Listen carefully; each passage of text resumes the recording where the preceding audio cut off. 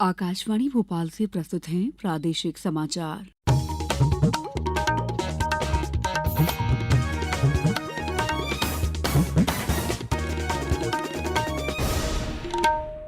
नमस्कार, समाचारों के साथ मैं दीपा सिंह। सबसे पहले मुख्य समाचार। प्रधानमंत्री नरेंद्र मोदी ने अगली पीढ़ी के सुधारों की कार्ययोजना की समीक्षा के लिए की उच्च स्तरीय बैठक। जर्मनी के व्यावसायिक प्रतिनिधिमंडल के 5 दिवसीय दौरे के पहले दिन कल इंदौर में हुआ कार्यक्रम। प्रदेश के स्कूलों में आधार नामांकन और संशोधन के लिए चलाया जा रहा है विशेष अभियान। और उज्जैन में भगवान महाकाल की निकली राजसी सवारी, मुख्यमंत्री हुए शामिल। अब समाचार विस्तार से। प्रधानमंत्री नरेंद्र मोदी ने अगली पीढ़ी के सुधारों की कार्ययोजना की समीक्षा के लिए कल उच्च स्तरीय बैठक की। इसके तहत जीवन में आसानी, कारोबार सुगमता और समावेशी समृद्धि के उपायों पर विशेष रूप से ध्यान दिया गया। प्रधानमंत्री के स्वतंत्रता दिवस संबोधन के बाद ये उच्च स्तरीय बैठक बुलाई गई।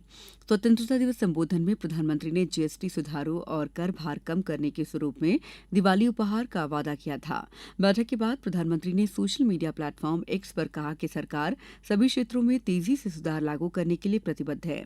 गृह मंत्री अमित शाह, रक्षा मंत्री राजनाथ सिंह, सड़क परिवहन मंत्री नितिन गडकरी, कृषि मंत्री शिवराज सिंह चौहान, वित्त मंत्री निर्मला सीतारमण और वाणिज्य मंत्री पीयूष गोयल बैठक में उपस्थित थे।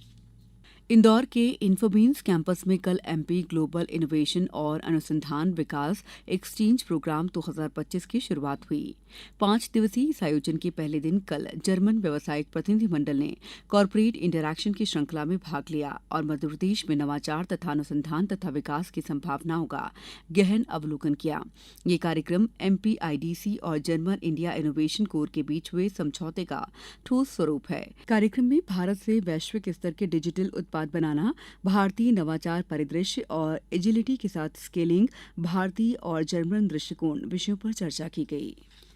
राष्ट्रीय जनतांत्रिक गठबंधन एनडीए के उपराष्ट्रपति पद के उम्मीदवार सीपी राधाकृष्णन कल अपना नामांकन दाखिल करेंगे। संसदीय कार्य मंत्री किरण रिजिजू ने कहा है कि सभी एनडीए नेता नामांकन दाखिल करने के समय उपस्थित रहेंगे। श्री रिजिजू ने कहा है कि एनडीए संसदीय दल की बैठक आज होगी। इसमें सभी नेताओं का श्री सीपी राधाकृष्णन से औपचारिक परिचय कराया जाएगा। उन्होंने आशा व्यक्त की है कि सभी राजनीतिक दल उपराष्ट्रपति पद के लिए श्री राधाकृष्णन का समर्थन करेंगे। पूरे एनडीए पार्टी के पार्लियामेंट्री पार्टी में आदरणीय सीपी राधाकृष्णन जी का फुल फ्लेज इंट्रोडक्शन होगा। हम सब बहुत गौरवान्वित महसूस कर रहे हैं कि आदरणीय सीपी राधाकृष्णन जी जैसे शख्सियत को उपराष्ट्रपति पद के लिए एनडीए की ओर से उम्मीदवार बनाया गया है। आदरणीय प्रधानमंत्री नरेंद्र मोदी जी के नेतृत्व में सारे एनडीए के लीडर्स और एनडीए के मेंबर्स ऑफ पार्लियामेंट सब इस नॉमिनेशन फाइलिंग के प्रोसेस में जुड़ेंगे। आज राज्य मंत्रिपरिषद की बैठक भोपाल में होगी, जिसमें कई विकास परियोजनाओं के प्रस्ताव पर निर्णय होगा। इसमें बांदीखेड़ी में प्रस्तावित इलेक्ट्रिक मैन्युफैक्चरिंग क्लस्टर 2.0 को भी मंजूरी दी जा सकती है। बैठक की अध्यक्षता मुख्यमंत्री डॉक्टर मोहन यादव करेंगे। राज्यपाल मंगूभाई पटेल आज मंडला प्रवास पर आ रहे हैं। नैनपुर विकासखंड के ग्राम अमाही में राज्यपाल पीएम जनमन आवास में निवासरत परिवारों से मुलाकात करेंगे। साथ ही एक नए पीएम जनमन आवास में गृह प्रवेश कार्यक्रम में भी शामिल होंगे। इसके बाद ग्राम के माध्यमिक शाला मैदान में आयोजित सभा में आमजन के साथ संवाद करेंगे। समाचारों में वक्त है ब्रेक का। ये समाचार आप आकाशवाणी मध्य प्रदेश से सुन रहे हैं। ये समाचार बुलेटिन YouTube पर Madhya Pradesh news All India Radio channel पर और Facebook साथ ही X प्लेटफॉर्म पर AIR न्यूज भोपाल पर सुने जा सकते हैं। इसके अलावा आप हमारी वेबसाइट newsonair.gov.in पर अथवा न्यूज ऑन AIR ऐप पर भी समाचार सुन सकते हैं। ब्रेक के बाद समाचारों में आपका एक बार फिर स्वागत है। प्रदेश के स्कूलों में आधार नामांकन और संशोधन के लिए विशेष अभियान के अंतर्गत शिविरों का आयोजन किया जा रहा है।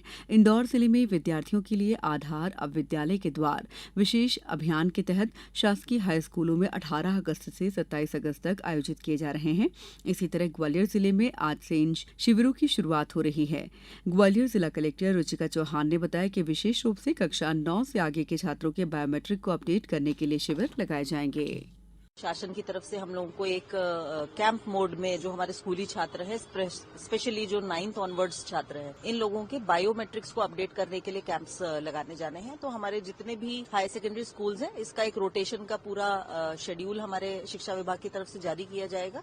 बच्चों की बायोमेट्रिक यानी कि जो उनके फेसेस, आईज की रीडिंग इत्यादि है, वो भी अपडेट हो जाएगी। तो ये एक बहुत अच्छा अवसर है जो आपको सेंटर्स पे जाकर के इंडिविजुअली अपने अपने आधार को अपडेट कराना होता है। तो ये इस कैंप्स के माध्यम से स्कूलों में ये एक बहुत ही व्यवस्थित तरीके से हो। 19 अगस्त से ये सारे कैंप शुरू होंगे। उज्जैन में कल देर शाम तक बाबा महाकाल की राजसी सवारी निकाली गई, जिसमें बड़ी संख्या में भक्तों ने हिस्सा लिया। मुख्यमंत्री डॉक्टर मोहन यादव भी इसमें शामिल हुए। सवारी में हेलीकॉप्टर से पुष्प वर्षा की गई। सशस्त्र पुलिस बल के जवानों और प्रदेश के विभिन्न बटालियंस के द्वारा सवारी को सलामी दी गई। पालकी के आगे घुड़सवार दल, सशस्त्र पुलिस बल के जवान आदि की टुकड़ियां मार्च पास्ट करते हुए चल रही थीं। राजसी सवारी में भगवान श्री महाकालेश्वर ने 6 विभिन्न स्वरूपों में अपने भक्तों को दर्शन दिए। इस अवसर पर मुख्यमंत्री डॉक्टर यादव ने कहा कि देश भर में श्रावण मास में पूर्णिमा से पूर्णिमा तक महादेव की सवारियां निकलती हैं, लेकिन उत्तर और दक्षिण परंपराओं के अनुसार भादमा के 2 सोमवार तक भी बाबा महाकाल की सवारी निकलती है। महीने की हर सावन की सवारी पे पूरे देश में महादेव की सवारियां निकलती है। एक बाबा महाकाल की उत्तर और दक्षिण दोनों परंपराओं के अनुसार भादवा के 2 सोमवार तक सवारी निकलती है। ऐसे में भादवा की सवारी के आखिरी समापन के अवसर पर सावन की सवारी यहाँ तक आकर विराम लेती है। दशहरे पे फिर बाबा दर्शन देने के लिए पधारेंगे। मेरी अपनी ओर से, राज्य सरकार की ओर से बाबा की सवारी में पुष्पांजलि वर्षा भी की गई। बाबा हम सब पे कृपा करे, मैं यही कामना करते हुए प्रदेशवासियों को, देशवासियों की बाबा की सवारी की बधाई देता हूँ। राजस्व खुफिया निदेशालय के अधिकारियों ने कल भोपाल के जगदीशपुर में अवैध रूप से चल रही मेफेड्रोन ड्रग्स फैक्ट्री से 92 करोड़ की 61.2 किलोग्राम एमडी ड्रग्स को जब्त किया है। मुख्यमंत्री डॉक्टर मोहन यादव ने कहा है कि प्रदेश में कानून व्यवस्था और सिंहस्थ 2028 को देखते हुए 3 वर्षों में पुलिस विभाग में 22,500 पदों पर भर्ती की जाएगी। उन्होंने कहा है कि अब तक भर्तियां कर्मचारी चयन मंडल द्वारा होती हैं, लेकिन जल्द ही मध्य प्रदेश पुलिस भर्ती बोर्ड का गठन किया जाएगा और यही बोर्ड पुलिस की भर्तियां करेगा। मुख्यमंत्री डॉक्टर मोहन यादव ने कहा कि वर्ष 2025 के लिए भर्ती कर्मचारी चयन मंडल करेगा। अगले साल से ये भर्तियां पुलिस भर्ती बोर्ड द्वारा ही की जाएंगी। प्रति वर्ष पुलिस के रिक्त 7,500 पदों पर भर्ती की जाएगी। स्वतंत्रता दिवस पर दिल्ली के लाल किले में आयोजित समारोह में छिंदवाड़ा जिले की जनपद पंचायत जुन्नारदेव की जनजातीय बहुल ग्राम पंचायत खुमकाल की सरपंच कविता श्रीराम धुर्वे को विशिष्ट अतिथि बनाया गया था। राष्ट्रीय स्तर पर सम्मान से जनजातीय समाज में गर्व और खुशी की लहर है। स्वतंत्रता दिवस की पूर्व संध्या पर आयोजित एक कार्यक्रम में केंद्रीय मंत्री के.आर. पाटिल और मंत्रालय की प्रमुख सचिव देवोलीना मुखर्जी की उपस्थिति में उन्हें स्वच्छ भारत मिशन ग्रामीण के अंतर्गत किए गए प्रेरणादायक नवाचारों और उत्कृष्ट कार्यों के लिए सम्मान पत्र प्रदान किया गया। आपको समाचार संक्षेप में। राष्ट्रीय ग्रामीण आजीविका मिशन के अंतर्गत जेंडर रिसोर्स केंद्र की 3 दिवसीय राष्ट्रीय लेखनशाला का आज से भोपाल में आयोजन किया जा रहा है। इसका शुभारंभ पंचायत एवं ग्रामीण विकास मंत्री प्रहलाद सिंह पटेल करेंगे। पन्ना विधायक ब्रजेंद्र प्रताप सिंह ने कल नई दिल्ली में केंद्रीय सड़क परिवहन मंत्री नितिन गडकरी से भेंट की। डिंडौरी कलेक्टर नेहा मारव्या ने जिले में संचालित सभी शासकीय छात्रावासों की व्यवस्थाओं को और अधिक सुदृढ़ और सुव्यवस्थित बनाने के निर्देश दिए हैं।